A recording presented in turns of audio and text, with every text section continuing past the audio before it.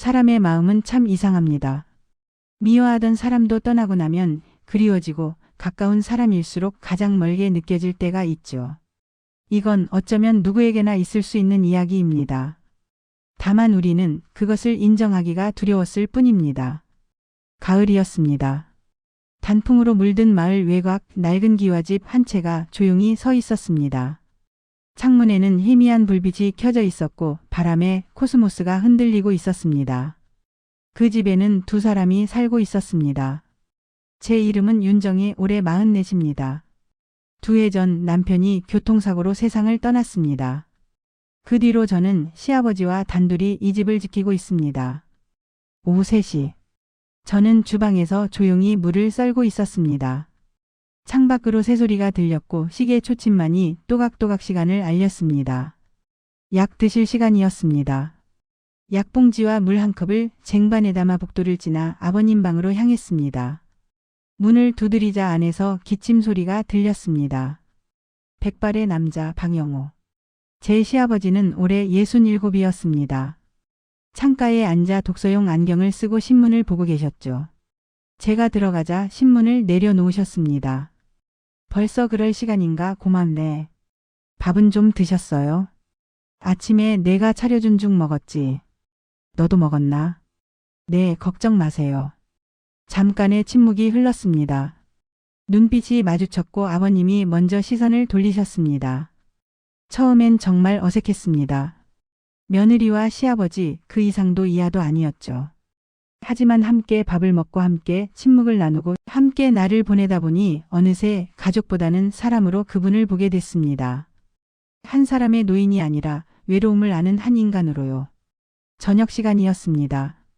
김치찌개가 부글부글 끓고 있었습니다. 저는 밥을 푸고 아버님은 수저를 놓으셨습니다.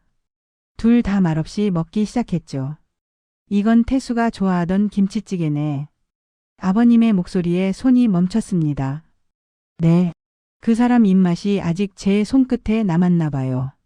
잠깐의 정적이 흘렀습니다. 아버님이 조용히 젓가락을 놓으셨습니다. 태수 녀석 복도 많았지. 내 같은 사람을 만나서. 고개를 들었습니다. 저도 행복했어요. 짧았지만. 그릇을 건네다 손이 닿았습니다. 둘 다 깜짝 놀라 손을 뗐습니다.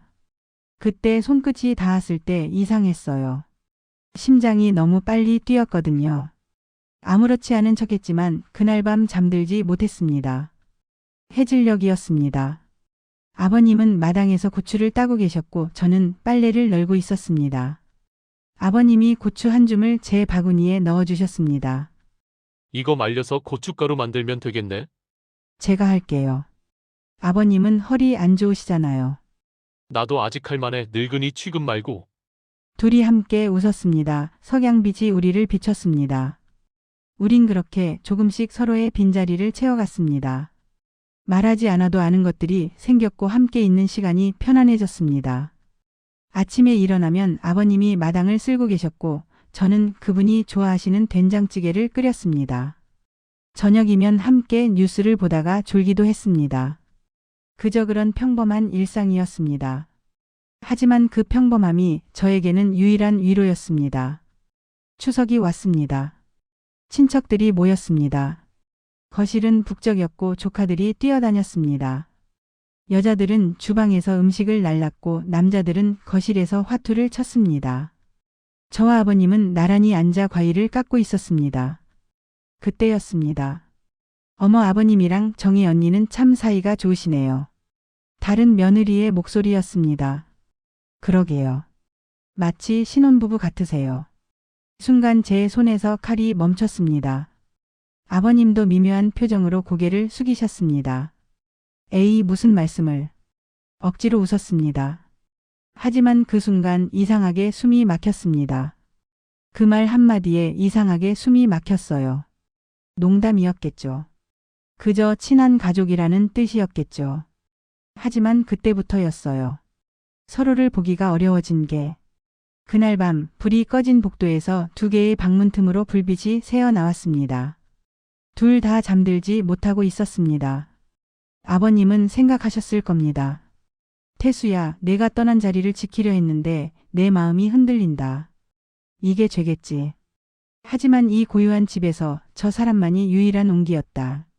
저도 생각했습니다. 이러면 안 되는데, 이러면 안 되는데, 그런데 왜 자꾸 그분 목소리가 들리고 싶은 걸까? 며칠 뒤 저는 장을 보러 나갔습니다. 마을 편의점 앞을 지나는데 골목 모퉁이에서 이웃 아줌마들이 수근거리는 소리가 들렸습니다. 그 집 말이야 남편 죽고 나서 시아버지랑 둘이 산대. 에휴, 그것도 이상하지. 젊은 사람이 왜 안 나가고. 그러게. 요새 같이 장도 보고 다닌다더라. 아무리 그래도 그렇지 선 넘으면 안 되는 거 아니야. 저는 멈춰 섰습니다. 장바구니를 꼭 쥐었습니다. 손이 떨렸습니다. 그 말들이 칼처럼 날아와 박혔어요. 우린 아무것도 하지 않았는데. 그저 함께 살았을 뿐인데. 같은 지붕 아래서 밥을 먹고 빨래를 널고 서로를 걱정했을 뿐인데. 집으로 돌아왔습니다. 짐을 쌌습니다.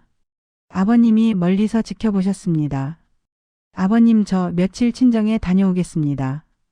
등을 돌린 채 말했습니다. 그래. 잘 다녀와라. 아버님은 알고 계셨습니다. 제가 도망치듯 떠나는 거란 걸. 밥은 냉장고에 넣어뒀어요. 데워 드시면 돼요. 걱정 마. 나 혼자도 잘해. 돌아봤습니다. 아버님은 일부러 창밖을 보고 계셨습니다. 그분도 알고 계셨어요. 제가 도망치듯 떠나는 거란 걸. 하지만 붙잡지 않으셨습니다. 붙잡을 수 없다는 것도 아셨던 거겠죠. 일주일이 지났습니다. 제가 없는 집에서 아버님은 혼자 라면을 끓이셨습니다. 습관처럼 2개의 그릇을 꺼내시다가 1개를 다시 넣으셨을 겁니다. 혼자 빨래를 넣으셨을 겁니다. 바람에 흔들리는 빨래를 보며 멈춰 서서 하늘을 올려다보셨을 겁니다. 그분은 혼자서도 잘 지내셨어요. 아니, 그렇게 보이셨어요. 저도 마찬가지였습니다. 친정집 창가에 앉아 휴대폰을 들여다봤습니다. 아버님께 전화를 걸까 말까 망설이다가 결국 휴대폰을 내려놓았습니다. 어머니가 밥을 먹으라고 불렀지만 입맛이 없었습니다. 떠나오긴 했지만 마음은 그곳에 있었어요. 아버님, 약은 드셨을까? 밥은 제대로 드셨을까? 외로우시진 않으실까? 밤에 기침은 안 하시는지, 이불은 따뜻하신지, 자꾸 그분 생각이 났습니다.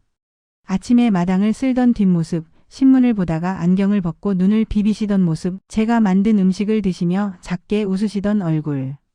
그리움이었을까요? 걱정이었을까요? 아니면 그 이상의 무언가였을까요? 저는 알 수 없었습니다. 새벽이었습니다. 저는 가방을 들고 그 집 현관에 섰습니다. 짐을 챙기러 온 거라고 스스로에게 말했지만 사실은 그분이 보고 싶었습니다. 아버님이 방에서 나오셨습니다. 둘 다 놀랐습니다. 왔구나. 네, 그냥 짐 좀 챙기려고요. 어색한 침묵이 흘렀습니다. 정희야. 네, 고개를 들 수 없었습니다. 미안하다. 나는 그저 내가 혼자 외롭지 않길 바랐을 뿐인데. 눈물을 참았습니다. 저도 알아요, 아버님. 그 따뜻함이 더 이상 머물면 안 될 곳이라는 것도요. 아버님이 제 손을 잡으셨습니다. 놀라서 그분을 봤습니다. 넌 잘못한 게 없어. 난 늙은 사람이고. 고개를 저었습니다. 아니에요. 우린 둘 다 잘못한 게 없어요.